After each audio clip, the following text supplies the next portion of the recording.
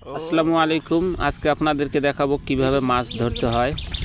এত পরিমাণ মাছ পেয়েছে আমার ছোট ভাই, বুঝতেই পারতেছি না এত মাছ কিভাবে ধরলো। জাল বসিয়েছেন, এখন সে জালটা উঠাবে। আপনারা ততক্ষণ দেখতে থাকুন। জালটা উঠার পর আপনারা অবাক হয়ে যাবেন, এত পরিমাণ মাছ জালের মধ্যে। আসলে এটা ক্ষেত বাড়িতে জাল বসানো হয়েছে। বৃষ্টির পানিতে ক্ষেত বাড়ি ডুবে গেছে, সেই পানির মধ্যে জাল বসানো হয়েছে, এই জন্য প্রচুর মাছ। আমি তো দেখে অবাক হয়ে গেছি, এত মাছ একটা জালের মধ্যে।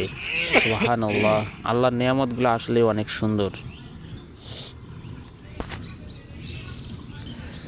দেখুন জালের গোড়াতে, ও মাই গড, জালের গোড়াতেও মাছ, এত মাছ। আরও জাল আছে, অনেকগুলো জাল আছে। আজকে সব জাল উঠানো দেখাবো। ছোট ভাইয়ের কষ্টের পরিশ্রমে এত পরিমাণ মাছ, মাছটি ধোয়ার না জায়গা থাকার কারণে লাঠির মধ্যে মাছ ঢুকানো হলো। এইদিকে আরেকটি জাল উঠাচ্ছে। ওয়াও, এই জালেও প্রচুর মাছ। প্রথমে তো দেখাইছি কতগুলো মাছ পইছে।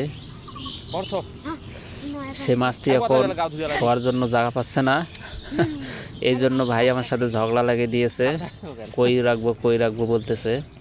পরে আমি লাঠি বার করে দিলাম দেখানোর জন্য। লাঠির মাথায় তখন মাছটি রাখলো।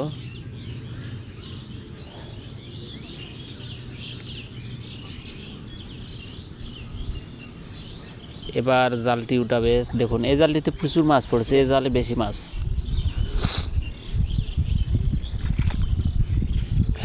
এই যে দেখুন জালের মধ্যে মাছ গেঁথে কিভাবে ওঠে, আপনারা দেখে থাকুন। জালটি অবশ্য ছিঁড়া, তারপরেও মাছ আটকেছে। ওয়াও। আর সব থেকে বড় কথা হলো যে পাতারি যা ক্ষেত বাড়ির যে মাছগুলো পাওয়া যায়, সে মাছগুলো অনেক পুষ্টিকর, খেতে অনেক সুস্বাদু।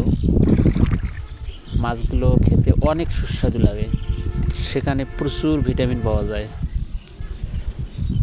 আপনারা দেখতে থাকুন। এবার আরেকটি জাল উঠাবে, এই জালটির মধ্যে অনেক মাছ পাওয়া যাবে।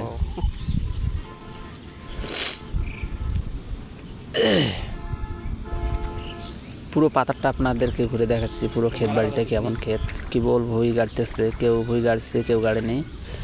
এই জালটার কাছে চলে আসলাম। ছোট ছোট জাল বসিয়েছে আমার ভাই। তাকে বড় জাল বসাতে বলে ছোট জালে নাকি বেশি মাছ আটকে। যাই হোক, দেখা যাক মাছ কতটুকু আটকেছে। ও মাই গড, এ তো অনেক মাছ জালে। আসলে ভাইয়াটার বুদ্ধি আছে বলা চলে। ও মাই গড, এত মাছ! এই যে মাছ জালের মধ্যে চলে আসছে, কতগুলো মাছ দেখুন। এই মাছগুলো দেখে ভাই আমার খুব খুশি হয়েছে। ভিডিওটি যদি ভালো লেগে থাকে আর মাছগুলো যদি সবার প্রিয় হয়ে থাকে, অবশ্যই কমেন্টে জানাবেন কাকে কেমন মাছ ভালো খেতে লাগে। একটা শেয়ার দিবেন, লাইক দিবেন।